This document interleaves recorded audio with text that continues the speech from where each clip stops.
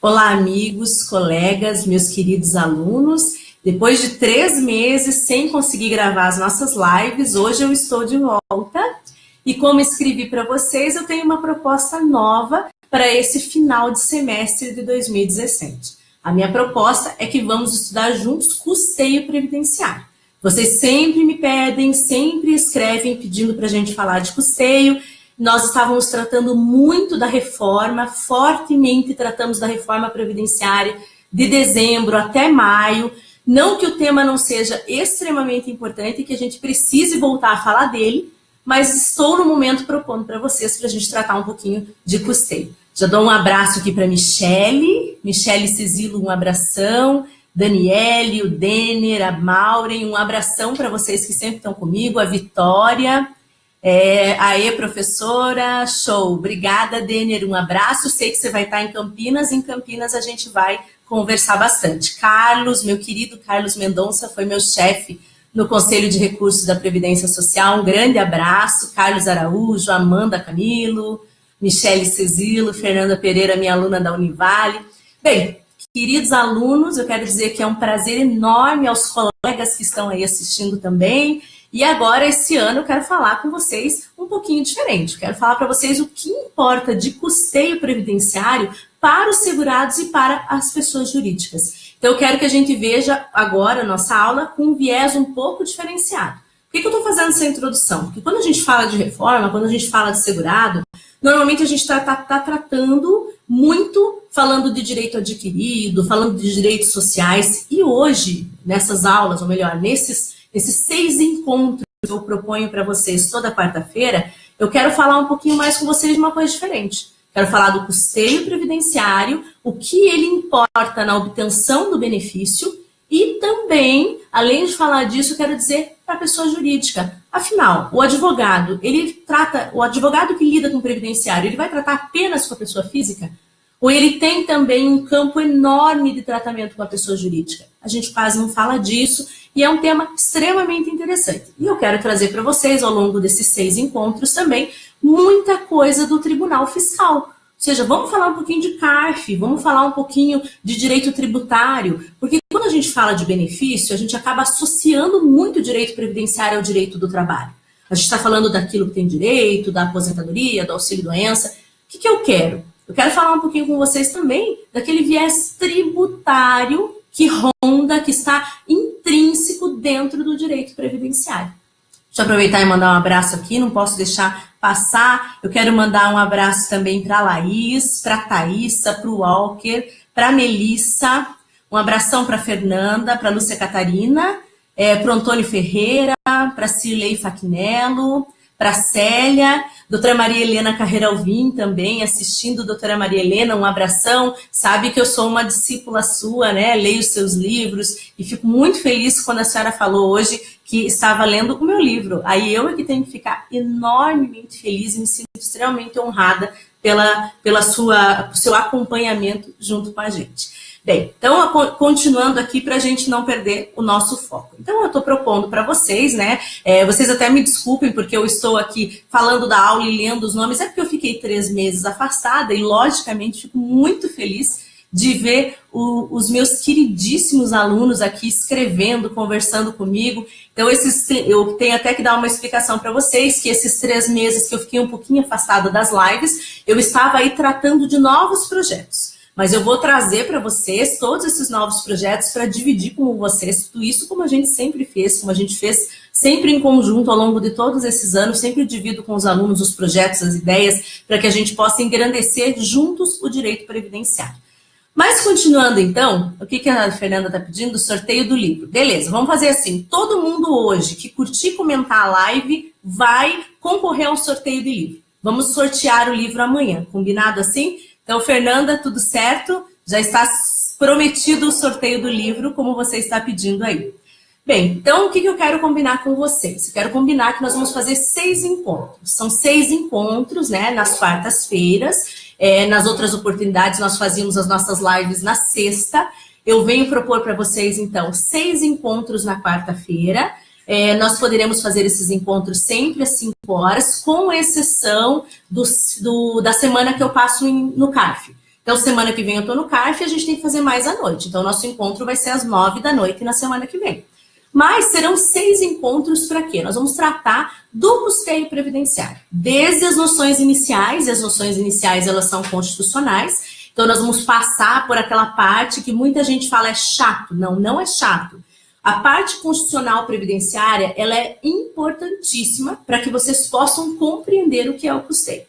Não tem como falar de contribuição previdenciária sem conseguir interpretar o que dizem os incisos do 194, do 195 e do 201, que são fundamentais para que a gente possa discutir, debater e até mesmo argumentar a respeito de custeio. Por que argumentar? Porque quando você vai fazer uma sustentação oral, quando você vai conversar com um magistrado, quando você vai até mesmo fazer uma proposta de acordo ou fazer sua petição inicial, você precisa ter argumento. Como que eu tenho argumento? Eu tenho argumento quando eu compreendo aonde o meu direito nasce. Se eu estou falando de contribuição previdenciária, onde nasce essa parte do direito previdenciário? Essa parte do direito previdenciário, ela é genuinamente constitucional. Então, eu preciso compreender. Ah, professora, mas princípio é chato. Não, princípio não é chato. Porque, embora o princípio pareça algo muito teórico, muito intangível, eu preciso de uma base do princípio para que eu possa, então, fazer a aplicação daquele artigo que vem já numa lei ordinária, numa lei complementar, descrevendo como que aquela norma vai ser aplicada. Eu preciso de uma base quando aquela legislação ela tem, por exemplo, confronto com uma outra. É por isso que o princípio é importante. O princípio vai fazer com que a gente consiga pegar uma norma e, no momento da interpretação, da subsunção do fato à norma, fazer com que aquilo tenha uma aplicação conforme a Constituição. E é por esse motivo que eu preciso tanto do princípio nessas horas. Então, o princípio não é uma coisa chata. Princípio é uma coisa fundamental para fazer a aplicação dessas normas. Bem, um abração aqui para o João Vitor também. Nossa, super saudade, João Vitor, um beijo para você. Saudade de quando a gente estava aí trabalhando juntos em outros projetos e outros projetos virão, né? Sempre digo que o que a gente mais tem são novos projetos surgindo todo o tempo. Bem, então o que a gente precisa falar de custeio na Constituição? Primeira coisa, o conceito de previdência social, ele é constitucional. Mais que isso, a disciplina de como vão se realizar os direitos previdenciários estão todos dentro da Constituição. A Constituição Federal ela foi tão perfeita, e aí quando a gente fala de reforma previdenciária, a gente fica às vezes um pouco chateado quando a gente vê o que a PEC 287 trouxe. Por quê? Porque a nossa Constituição, ela não fez a previdência de um modo, como se diz, não foi feita de qualquer jeito. Como é que eu posso dizer para vocês? A Previdência ela foi pensada, estudada. Quando a Constituição de 88 trouxe os direitos previdenciários, inclusive, tinha cálculo atuarial, coisa que hoje a reforma não possui. O que ela tem é um cálculo estatístico, uma média daquilo que eles acham que pode ser aplicado, mas não é um cálculo atuarial. Eu já tive uma live com vocês toda, né, tratando o que era um cálculo atuarial, o que ele significa, como que ele se aplica. Então, o que acontece? A Constituição de 88, ela pensou em tudo. O que significa dizer que ela pensou em tudo? Que a regra de custeio. Então, quando ela disse assim, olha, eu estou dando X benefícios, mas ela tratou também de elencar quais seriam as fontes de renda daquele benefício. Então, ela disse, olha, nós temos um caixa, esse caixa se chama Seguridade Social, esse caixa ele vai envolver 3 ações. Essas 3 ações são previdência, assistência e saúde. Esse caixa, ele é um caixa que se preocupa com a questão da seguridade social. Então, nós vamos ter 2 ações, a saúde e a assistência, que não dependem de contrapartida financeira. Como assim não depende de contrapartida financeira? Isso quer dizer, por exemplo, que eu não pago por esse benefício individualmente.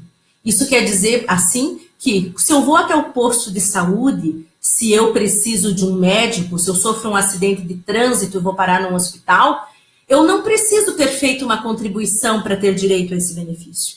No passado não era assim, nós tínhamos algumas questões um pouco diferenciadas. Mas a Constituição de 88, ela diz assim, olha, esses benefícios, eles vão atender a toda a população, independente de contraprestação. Então, a assistência à saúde, você não precisa pagar. Para ter direito ao LOAS, você não precisa nunca ter feito um pagamento. Para ter direito por exemplo, né, ao atendimento no posto de saúde, você não tem nunca que fazer um pagamento. E se tiver que fazer, é porque algo vai mal, porque algo está errado, porque o certo é não ter que pagar. Mas isso tudo é muito diferente na Previdência. Por quê? Porque na Previdência eu preciso, sim, ter uma relação com a Previdência Social. E essa relação, ela é como? Como que ela se desenrola? Essa relação, ela vai ocorrer por dois modos. Ou você vai ser o segurado instituidor, ou você vai ser o dependente de alguém para receber esses benefícios. Então, nós temos um conjunto de benefícios do INSS, alguns que um determinado indivíduo vai receber como segurado instituidor, ou outros benefícios, dois, que são como dependentes desse segurado instituidor. Bem, se eu sou dependente, eu não faço nenhuma contribuição eu mesmo, né? Não tenho nenhuma contribuição individual, uma contribuição vinda da minha pessoa. Mas aquela pessoa que é o segurado que institui o benefício para o dependente, ele vai ter, sim, que ter cumprido uma série de requisitos legais. Isso serve para dizer o quê? Que a Seguridade, ela comporta 3 ações diferenciadas. Ela comporta a assistência, a saúde e a previdência. Eu sei que pode parecer um pouco repetitivo dizer isso, até porque as pessoas que já estão num nível mais avançado do estudo do direito previdenciário estão cansadas de saber disso. Mas é muito importante frisar. Por quê? Porque isso vai fazer toda a diferença nos nossos próximos encontros. Então, veja, se eu tenho saúde e assistência que independem de contribuição, eu mudo a terminologia para os benefícios, eu mudo a forma que eu me refiro a eles, e eu mudo, e isso é muito mais importante, que às vezes eu vejo os erros dos nossos alunos, né? Muitos advogados escrevem, é tratar benefício previdenciário como benefício assistencial com os mesmos argumentos da petição inicial. Ou na sustentação oral, ou no recurso, ou no incidente de uniformização. E isso é um erro. Por quê? Porque quando eu falo no benefício assistencial, eu me refiro a ele de um modo diferente, por exemplo, de quando eu me refiro a um benefício previdenciário. Por que então que nós temos que tomar tanto cuidado com esses detalhes? Porque quando eu falo do benefício previdenciário, existe uma contrapartida. Eu não aplico a reserva do possível.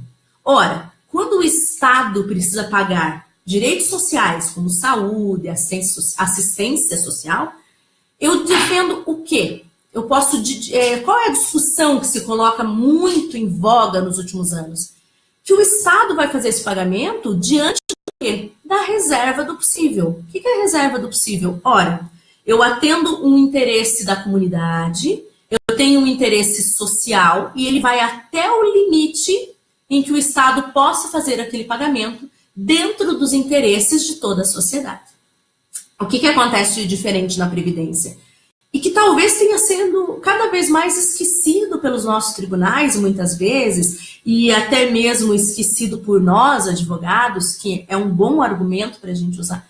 Quando eu falo de direito previdenciário, quando eu falo de um benefício previdenciário, não existe reserva do possível. E aí eu coloco 2 pontos que são um grande erro dos últimos julgados do STF. As questões econômicas, embora os elementos metajurídicos eles sejam extremamente importantes com a abertura constitucional que foi dada ao longo dos anos, ainda assim, eu não posso tratar de reserva do possível quando eu falo de um benefício que tem contraprestação financeira. Falar de contraprestação financeira é dizer que não é de graça, né? Então, quando eu digo assim, olha, eu pago por esse benefício, a empresa recolhe a contribuição referente ao segurado, o segurado recolhe sua contribuição, o contribuinte individual recolhe sua contribuição, o rural tira na nota fiscal sua contribuição.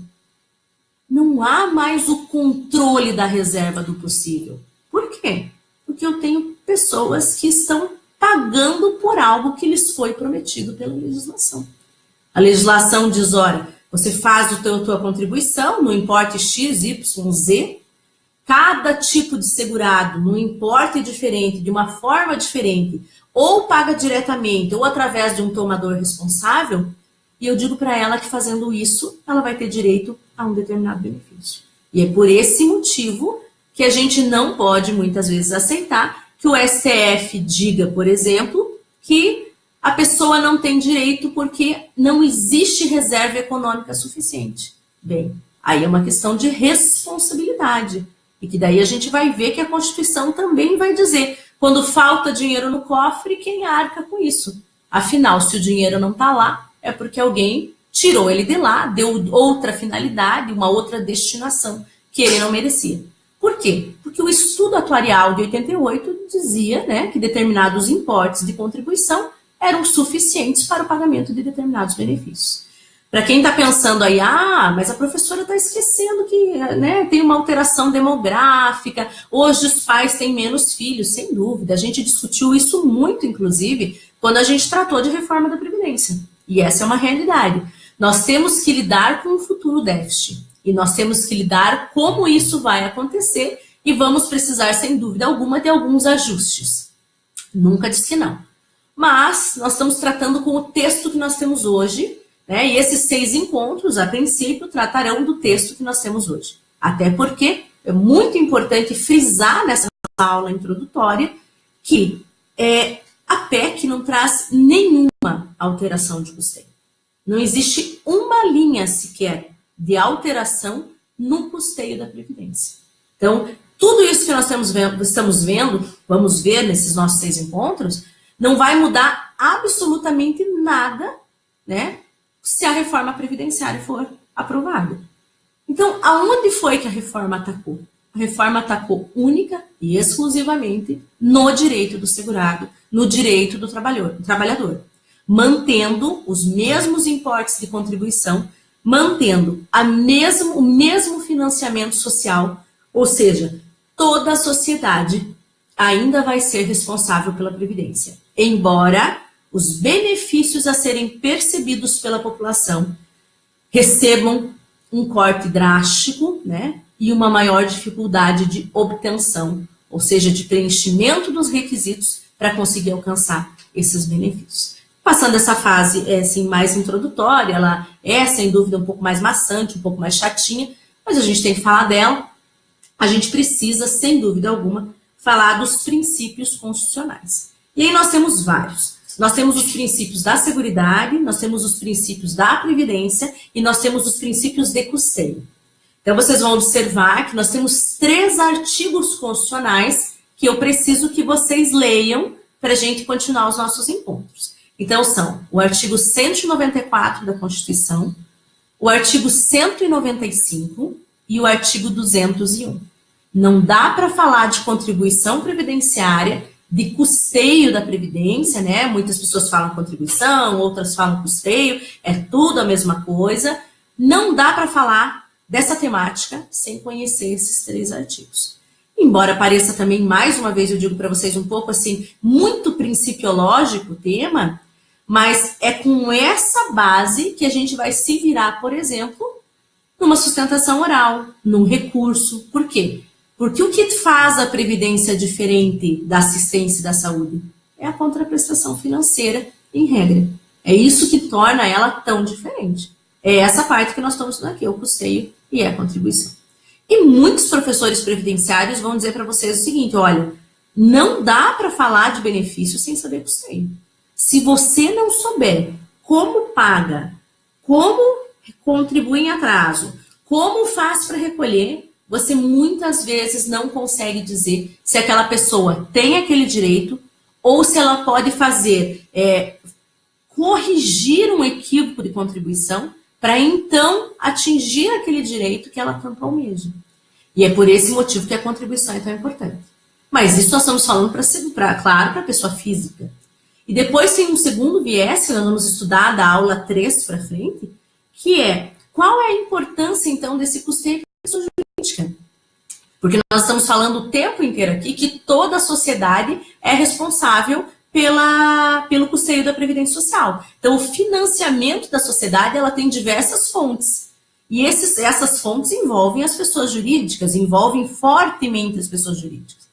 E muitas vezes, além de advogar para pessoa física, você vai advogar para pessoa jurídica também. E aí você precisa entender, ora, o que isso tem impactado diariamente na vida das empresas? Que diferença isso vem trazendo para o empresário? O CARF, o Tribunal Administrativo Fiscal, Ele importa para o advogado previdenciário? Claro que sim. E muitas vezes nós estamos deixando essa demanda ou para o advogado tributário ou para o advogado trabalhista.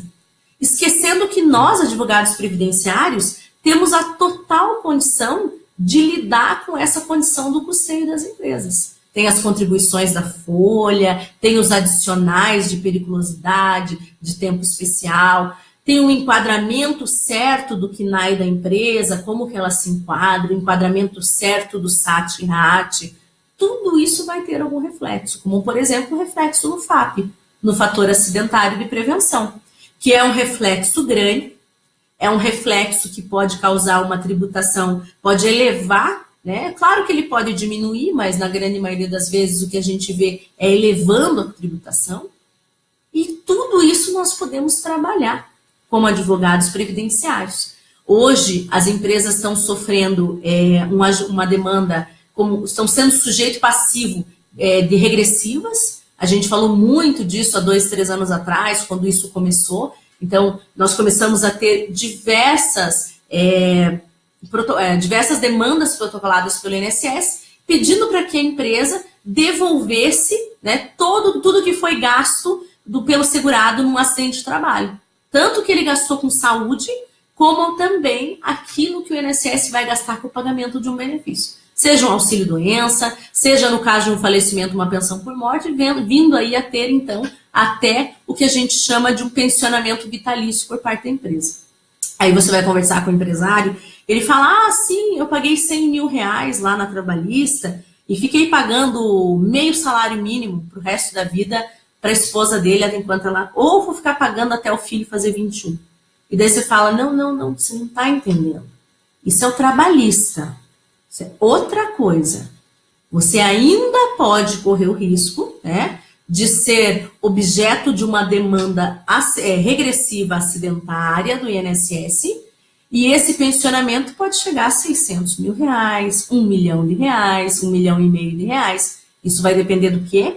Isso vai depender do valor daquele benefício e do dependente dessa pessoa, no caso de uma pensão por morte, por exemplo, se ela tiver um dependente, dependendo da idade, né? Se for uma pensão por morte para cônjuge, quantos anos ela tem, para saber quantos anos ela vai receber, se for um filho até 21 anos, né?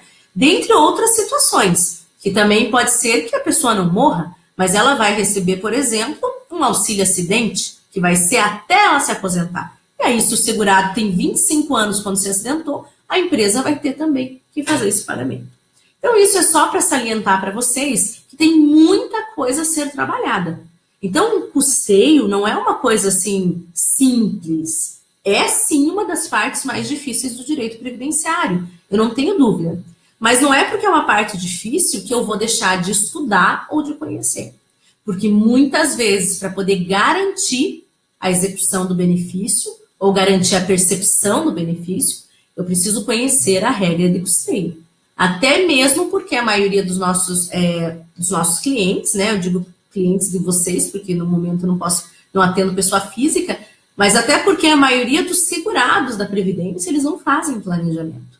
Quando eles chegam no escritório de vocês, o CNIS dele é uma bagunça.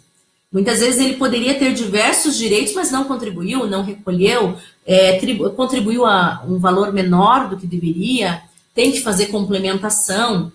E todas essas regrinhas estão aonde? Estão nas aulas de custeio de contribuição previdenciária. Aquelas que todo mundo tem pavor, mas que a gente precisa compreender a importância delas. Então, o meu projeto com vocês são 6 encontros. É claro que eu não tenho a intenção de que vocês saiam doutores em contribuição previdenciária em 6 encontros.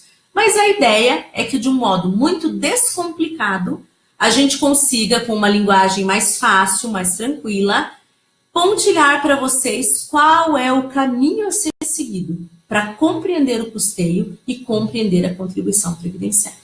Você não precisa trabalhar com pessoa jurídica para saber disso. Pessoa física também precisa desse entendimento. Ou seja, essa bagagem de contribuição é o que torna um advogado mais especializado em direito previdenciário ou menos. Porque preencher requisitos e fazer o pedido é uma coisa que nós conseguimos ao longo dos anos nos especializar, na prática, do dia a dia. Já o direito previdenciário do custeio, você tem que compreender as regras. Você tem que entender como aquilo funciona para poder fazer a aplicação ao caso concreto.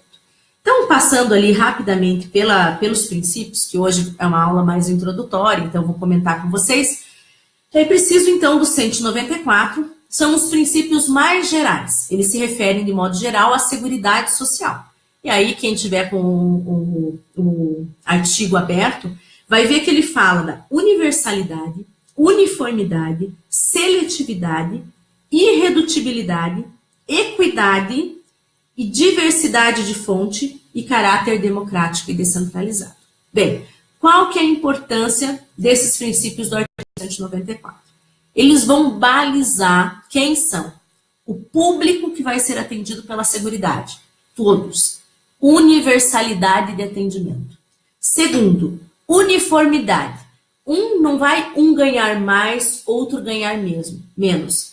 As pessoas serão todas atendidas na medida de suas contribuições. Não é algo subjetivo, mas é algo proporcional.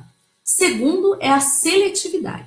Eu não tenho um benefício único que vai ser aplicado para qualquer caso. Um benefício taxado. Tipo, esse aqui é para todo mundo que tiver um problema previdenciário. Não. A seletividade, ela impõe uma certa... Como é que eu posso dizer para vocês?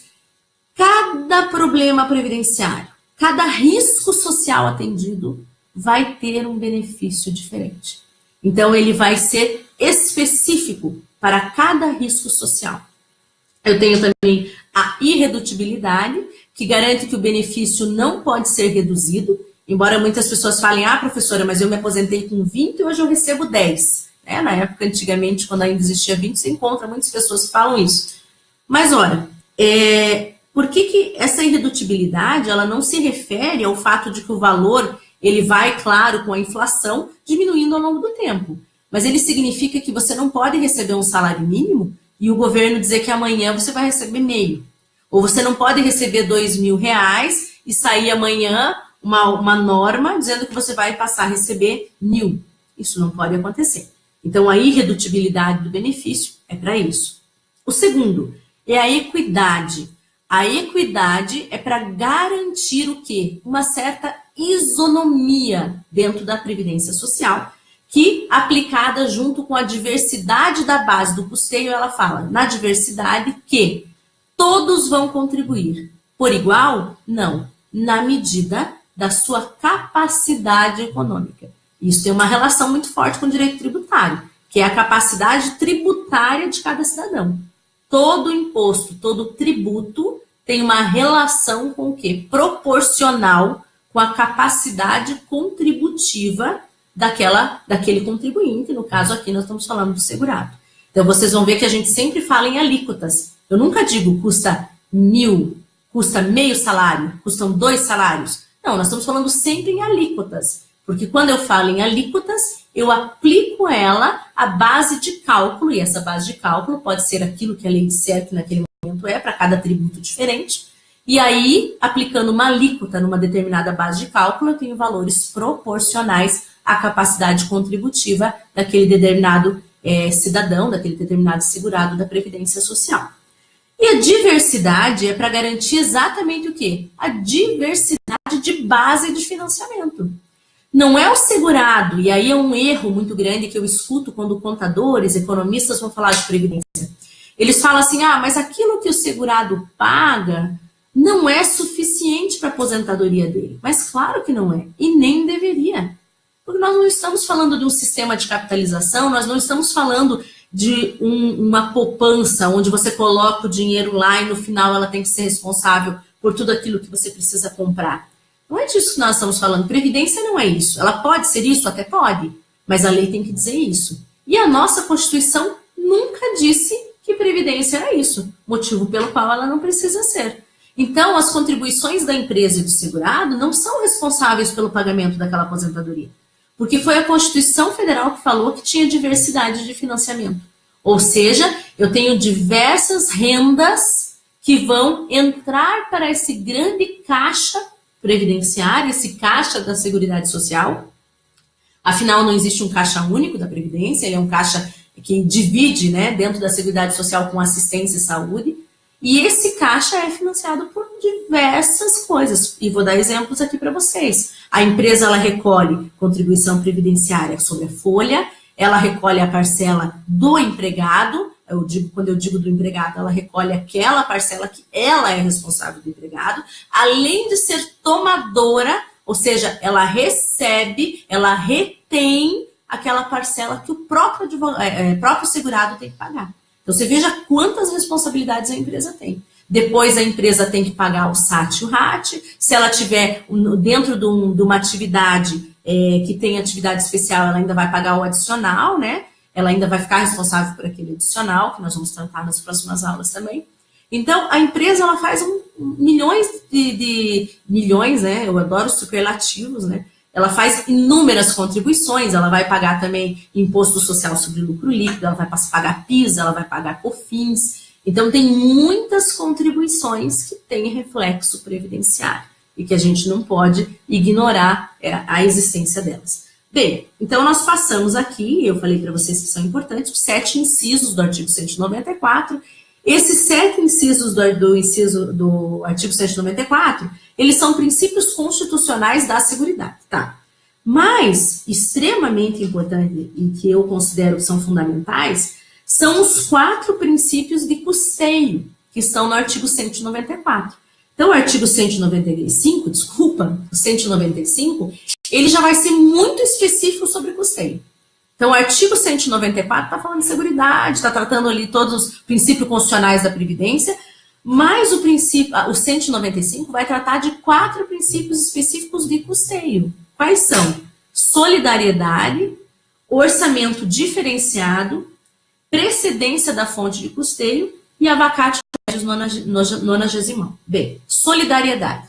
Nós sabemos que isso tem uma relação com o nosso modelo, né? Nós temos o modelo bismarckiano, que é um modelo de repartição simples. Então, é um pacto intergeracional. As pessoas que estão agora contribuindo, então os segurados na ativa, contribuem e pagam os benefícios de quem já está aposentado, e assim vice-versa.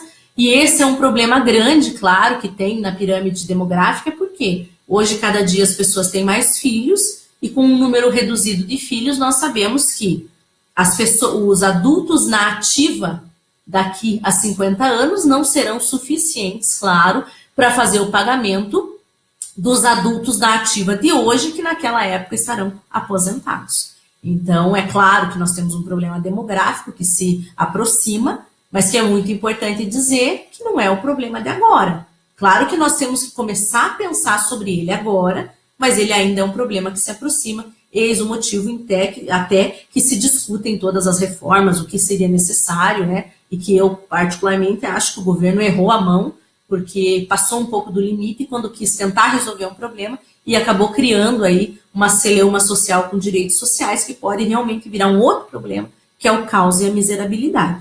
Mas, para não perder o nosso foco, então, o princípio da solidariedade vem falando disso. Por quê? Porque eu contribuo para o próximo. Então, eu estou contribuindo hoje para as pessoas que estão aposentadas agora. E quando eu me aposentar, os meus filhos ou os meus sobrinhos, né, essas pessoas estarão contribuindo para que eu possa, né, usufruir do benefício naquele momento. Então, isso é o critério da solidariedade, que é tão falado, por exemplo, no STF, quando a gente discute questões como, por exemplo, a desaposentação.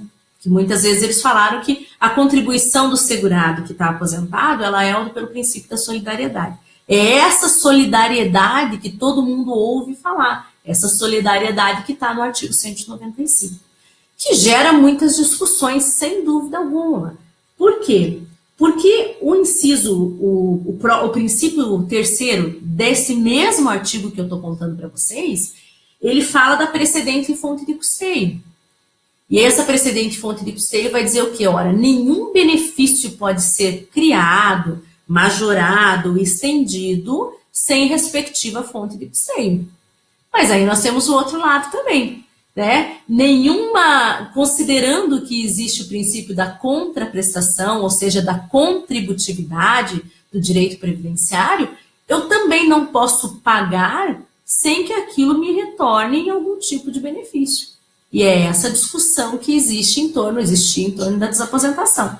Eu só estou aqui contemporaneizando para vocês com alguns exemplos práticos para que vocês compreendam o seguinte: princípio não é chato, porque quando eu vou fazer a leitura dos acórdãos do STF e do STJ, eu preciso saber exatamente esses incisos que eu estou contando hoje para vocês.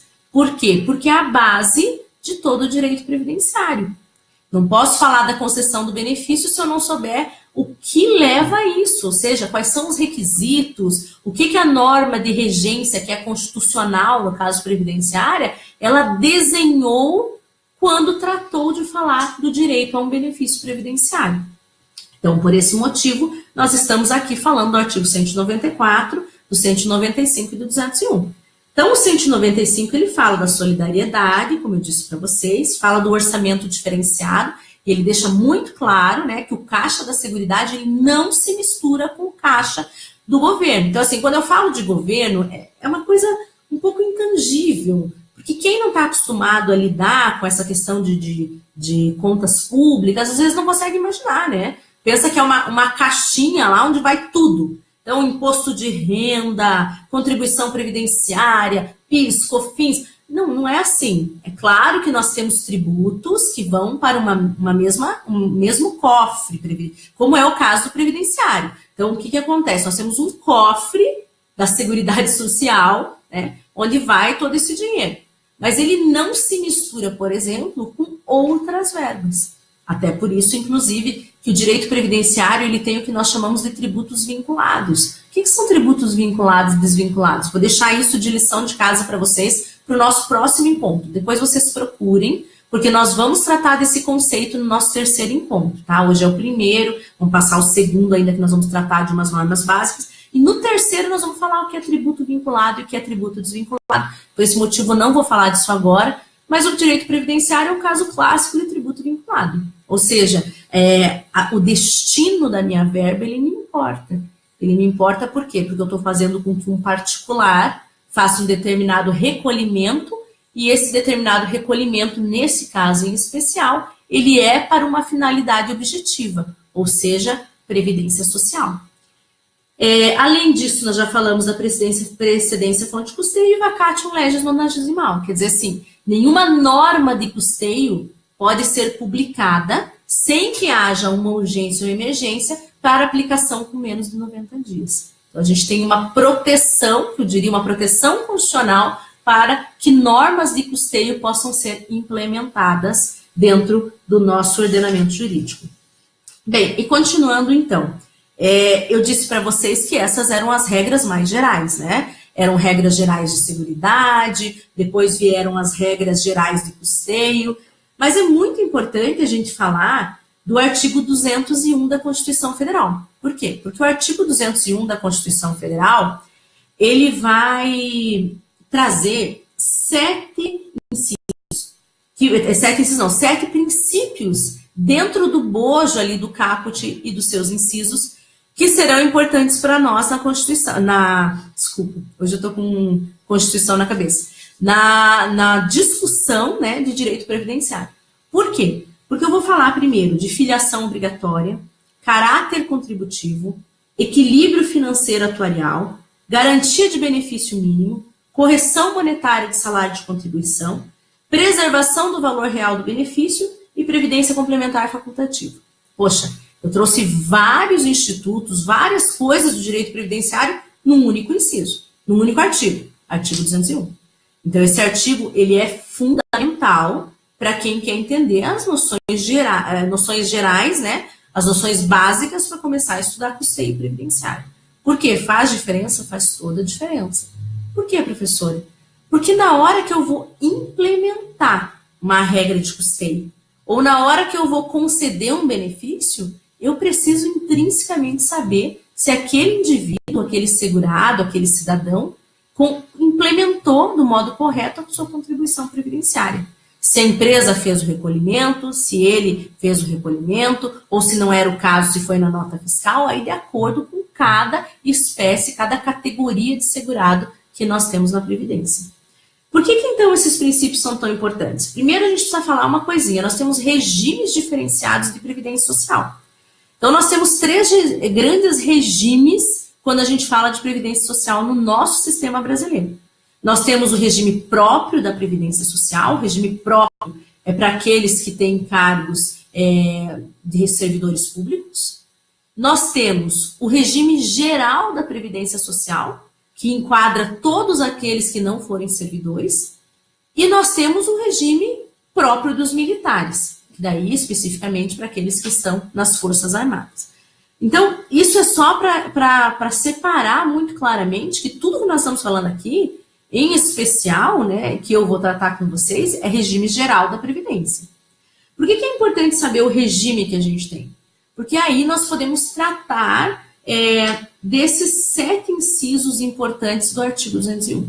Primeiro é filiação obrigatória, ou seja, nós temos uma diferença entre o que é inscrição e o que é filiação, né? Então, quando eu li para vocês que no artigo 194 a gente falou de uniformidade, ou seja, além de uniformidade, a gente tem a universalidade de atendimento, quer dizer que todos dentro do Estado brasileiro, todos os cidadãos, são o quê? Potenciais segurados da Previdência. Quer dizer que todos são segurados? Não. Quer dizer que eu dependo de um ato material para que aquela pessoa passe a ser, sim, uma segurada da Previdência. Então, todos são potenciais segurados. E eles passam a ser segurados efetivamente quando eles desenvolvem uma determinada atividade com que ofere renda, ou facultativamente optam de forma, sem ser compulsória, mas de forma de ato de vontade, de então passar a ser um segurado da Previdência Social. Ora, o que eu quero dizer com isso? Eu estou dizendo que para alguns que oferem renda, e aí vai determinar da categoria desse segurado, vai depender de exercer atividade. Aquela pessoa que é empregada com carteira assinada, ela não precisa contribuir. E ela não precisa ter certeza que a empresa contribuiu. Por quê? Porque o simples exercício daquele trabalho remunerado garante para ela a qualidade de segurado. Diferente do contribuinte individual. O contribuinte individual, para que ele passe a ter direito à previdência, para que ele passe a fazer jus à sua contribuição, ele precisa de um ato de vontade, ou seja, ele precisa de um ato material, que é ir lá e fazer a sua contribuição. E isso vai de acordo com cada categoria sendo diferente. Por exemplo, o que eu preciso do rural? O rural que vive em regime de economia familiar, basta que ele viva em regime de economia familiar e que consiga provar essa natureza de segurado especial que ele possui. Diferente, por exemplo, do produtor rural que não vive em regime de economia familiar, que aí ele vai ter que fazer a comprovação da sua contribuição através da nota fiscal. Então, isso é só para demonstrar que cada categoria de segurado vai possuir um tipo diferente de inscrição, né, dentro da Previdência Social. Ou seja, alguns vão depender do simples fato de exercer sua atividade. E outros vão depender de um ato material que leve a cabo essa inscrição. Claro que existem muitas exceções que nós podemos comentar depois e formas de corrigir quando isso não foi feito adequadamente. Mas, via de regra, é isso que a legislação impõe para nós.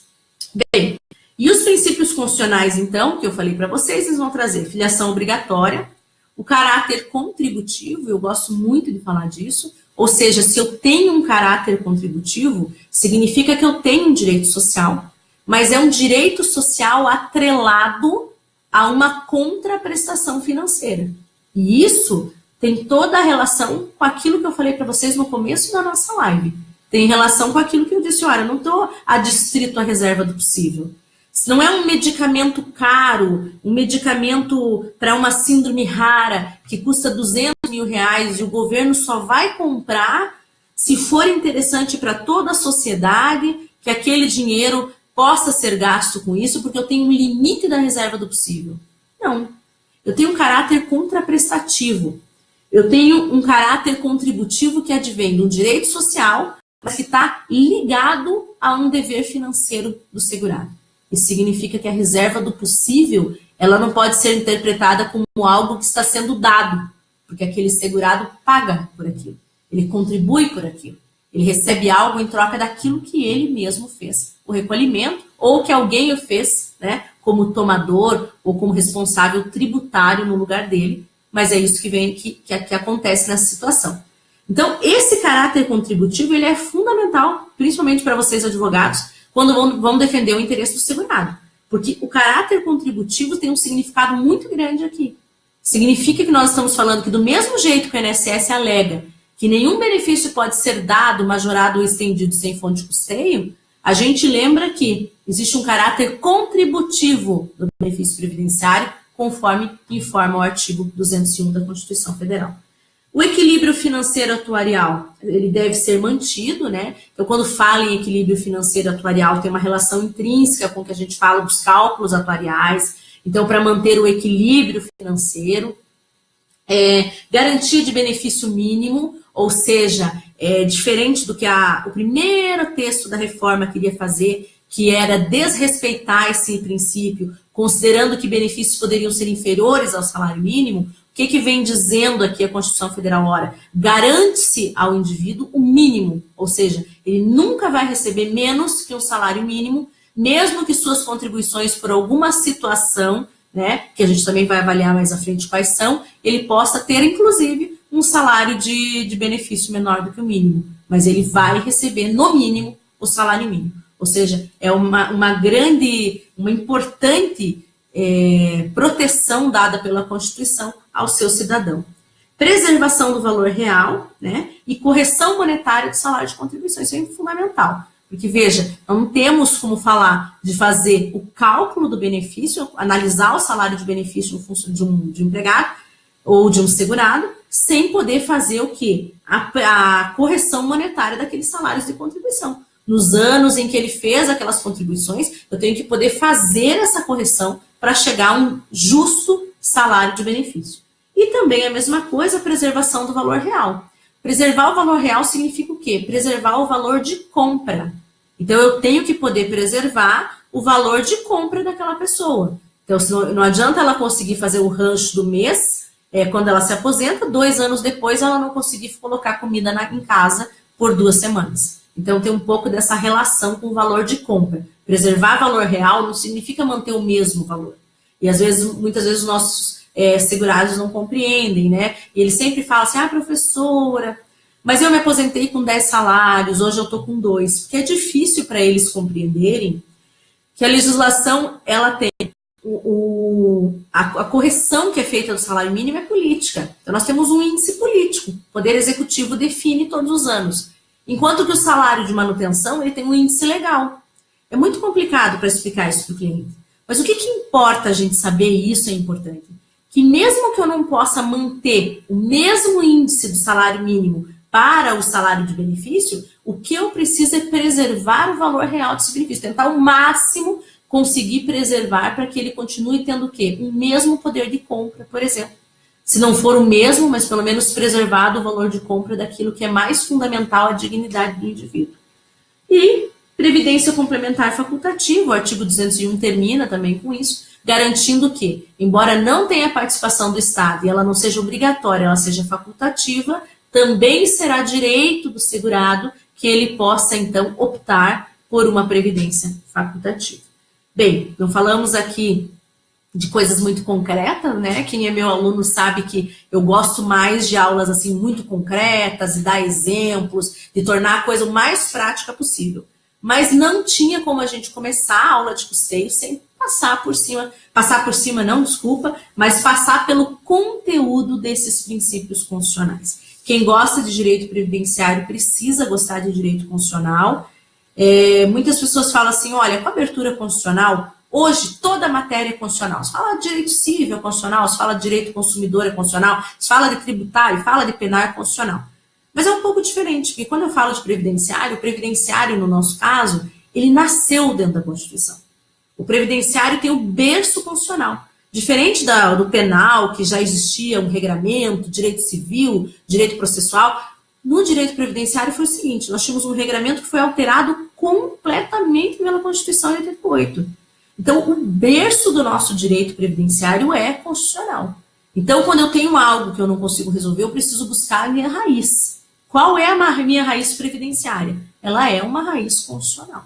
E aí, então, hoje, né, no nosso primeiro encontro, o que nós vimos? Esse encontro de introdução de noções básicas. Nós vimos a importância de saber que o conceito e disciplina da Previdência estão na Constituição, saber que nós temos um caixa chamado Seguridade, que se divide em Previdência, Assistência e Saúde, saber que nós temos os princípios constitucionais importantíssimos do artigo 194, universalidade, uniformidade, seletividade, irredutibilidade, equidade, diversidade da fonte de custeio, caráter democrático e descentralizado, né, que eu acabei nem falando, mas o caráter democrático é justamente que as decisões não serão tomadas unilateralmente pelo governo. E é por isso que nós temos, inclusive, o CARF e o CRSS, nos quais eles possuem o quê? Participantes da sociedade. Então, em último grau, os processos administrativos são julgados sempre com a presença de um conselheiro da sociedade.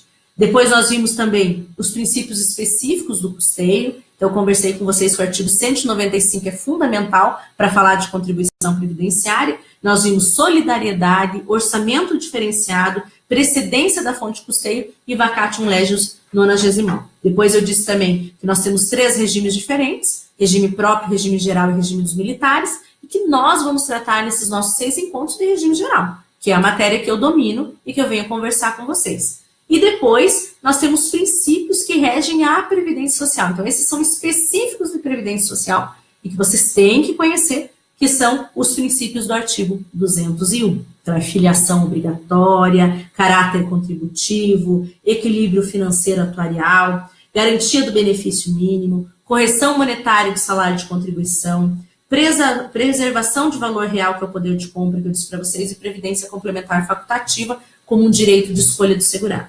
Bem, esses princípios todos que eu disse para vocês, eles estão permeando todas as discussões judiciais. Se vocês forem ler as decisões da TNU, do STJ, do STF, vocês precisam conhecer esses princípios, porque a discussão acirradíssima é em torno deles. Quando eles estão a favor do segurado, quando eles estão a favor do poder público, do INSS, né, da autarquia previdenciária. E aí nós temos que conhecer para saber nos defender também, e muito importante lembrar do caráter contributivo, né? Então, se para o INSS é muito importante a preservação da fonte de custeio, para nós é muito importante sempre lembrar que todos os benefícios previdenciários têm caráter contributivo, eles não são esmola, eles não são favor. Por quê? Porque foi algo para o qual o nosso segurado contribuiu, ou seja, ele arcou com o ônus também daquela proteção social. Direito previdenciário é um direito humano fundamental atrelado a uma contribuição financeira. Por esse motivo, ele não está tão adstrito à reserva do possível como estão, por exemplo, os direitos sociais, como a assistência e a saúde. Bem, então na próxima aula, nós vamos falar de segurados, vamos tratar das categorias. Por quê? Ah, professora, mas isso não é sobre custeio? É, mas para poder saber como contribuir, eu preciso saber como cada categoria contribui. E nós vamos discutir, então, cada uma das nossas 5 categorias, e depois nós vamos começar a discutir no terceiro encontro as contribuições das empresas. Deixa eu só mandar um abraço aqui para todo mundo que me escreveu, para não ser injusta. Eu quero mandar um super abraço para minha sócia Gisele, que é professora comigo nos diversos cursos que nós damos aí de contribuição previdenciária. Estamos com o nosso livro no forno, Gisele. Isso é uma intimação pública para você, que nós temos que terminar o nosso livro de contribuições previdenciárias, que reflete, inclusive, né, a aula e os cursos que nós damos aí pelo Brasil afora. Vitória, posso mencionar uma fonte de custeio? 18% de todos os jogos legais administrados pela Constituição Federal. Excelente, Vitória, muito bom. Nós vamos falar aí também, quando nós vamos tratar individualmente de todas as contribuições, vamos falar os jogos de azar, né? As partidas de futebol, todas as participações que têm relação com propaganda dentro do patrocínios, dentro dos jogos de futebol. A Previdência, ela possui diversas fontes, né? A fonte de financiamento é o que não falta. Isso a gente não tem dúvida, inclusive. Gente, não estou conseguindo ver os comentários aqui. Ele apagou Esse negócio trava e eu não consigo mandar abraço para todo mundo que escreveu. Gustavo Escobar, manda um abraço. Gustavo, um super abraço para todo o pessoal do escritório do Gustavo, meus queridos amigos de Goiânia, um prazer enorme ter estado aí com vocês e um abração. Andréia Tenfen, esperando esse livro sair. Pode deixar, Andréia, esse livro vai sair, tenho certeza que vai auxiliar. A gente vai fazer com o intuito assim de tornar, descomplicando o direito previdenciário no custeio. Essa é a ideia, é descomplicar.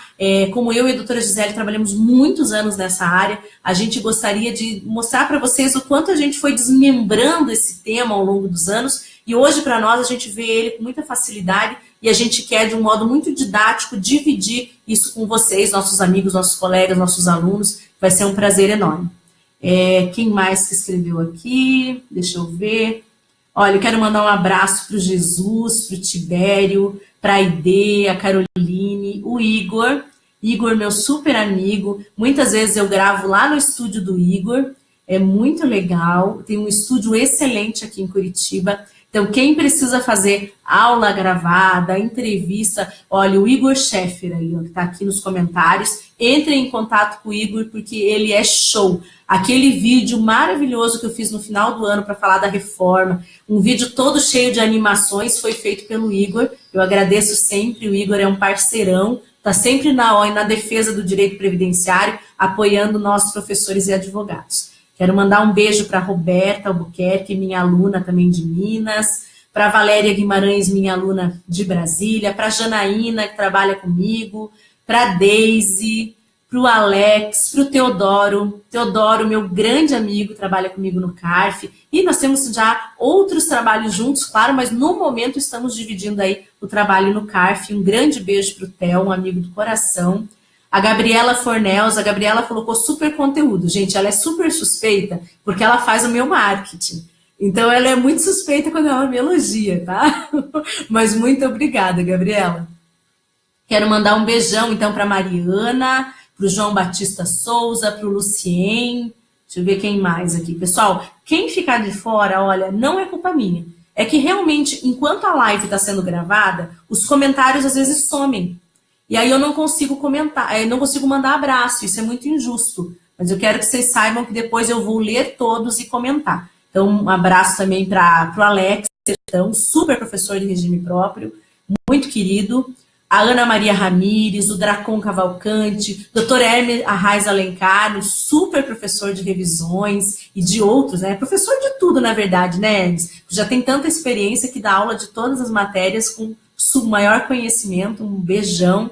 Guilherme Volpato, Eduardo Correia, Bernardo do Rio de Janeiro, um abração, amigo Bernardo, Clóvis, Cláudio Rez, meu super professor de português, está sempre me ajudando, me auxiliando, fez a revisão do meu livro. Gustavo, um beijão. Gustavo de volta, super beijo aí pro pessoal de Goiânia. Lucilene, minha amigona de São Paulo, um beijão para as duas queridas, saudade de vocês. Erodi Florencio, a Rita Nonato, Vitória, que sempre me acompanha também, Andréia. Então, um beijo para todos vocês. Fernanda Lopes, Assis Rodrigues da Silva, Lúnia Córdova. Essa aula estará disponível para assistir novamente? Claro, querida, vão estar disponíveis, é bem importante a tua pergunta. Então, assim, ó, a aula é o seguinte, ela fica disponível aqui na minha página, ela fica disponível no canal do YouTube e ela fica também disponível na minha página, na minha fanpage de professora. Então, vão ter 3 lugares de acesso. Vocês vão descobrir também que eu tenho muitas outras lives lá no canal do YouTube, que são as lives que tratavam da reforma da Previdência. Vou aproveitar, eu sempre esqueço, já estou até vendo a Andréia, que é minha estagiária, dizendo assim, Ana Paula, você não falou para o pessoal te seguir no canal. Pessoal, gente, se inscrevam no meu canal, por favor. Professora Ana Paula Fernandes é o meu canal do YouTube. Lá vocês vão poder acompanhar todas as lives. Elas ficam lá indistintamente, né, para que possa assistir quando a pessoa tiver tempo. Tá, Lúnia? Muito obrigada pela pergunta, porque com certeza vai estar disponível. Faço questão que vocês assistam, comentem e façam perguntas, para que nos próximos encontros a gente já esteja preparado para responder as perguntas. Suzane, minha aluna queridíssima da Unicuritiba, um grande beijo, que bom que você gostou. Viviane Ramos, minha prima, Silvana Cristina. Silvana, beijão, saudade de você. Já voltou da viagem? Tava só acompanhando suas viagens. Maíra, minha amiga também, Anderson, meu marido, estou na Alemanha. Beleza, Silvana, eu sabia que você estava viajando ainda, muito bom. Aproveita bastante aí para depois contar as coisas para a gente. Então, um grande beijo, Antônio Floriani, um abração também. Pessoal, então é isso. Quero dizer para vocês que espero ter auxiliado com alguns comentários, né? Alguns conceitos que a gente veio tratar. Mais uma vez eu digo para vocês que eu não tenho a intenção de esgotar o tema, não é possível, o tema é muito amplo. Eu estou sempre aprendendo, embora eu trabalhe 15 anos com Previdência, cada dia eu aprendo uma coisa nova. Seja com outro professor, seja com um aluno, seja com um aluno de orientação, nós estamos sempre todos aprendendo. E a intenção nunca é saber mais que os outros, mas a intenção sempre é que a gente possa dividir, compartilhar o nosso conhecimento e fortalecer o direito previdenciário. Aguardo vocês na próxima quarta-feira. Na próxima quarta-feira, lembrem, será às 21 horas, porque eu estarei em Brasília, no CARF, no julgamento. O julgamento vai até tarde, então a gente só vai poder fazer o nosso segundo encontro na quarta-feira, às 21 horas, tá bom? Então, um grande abraço. Amanda, Camilo, um beijão, obrigada pelo elogio. Vitória, um beijo grandíssimo também. E nos falamos na próxima semana. Deixe seu comentário, compartilhe, deixe suas perguntas e conversamos na semana que vem. Um grande abraço, pessoal. Até lá!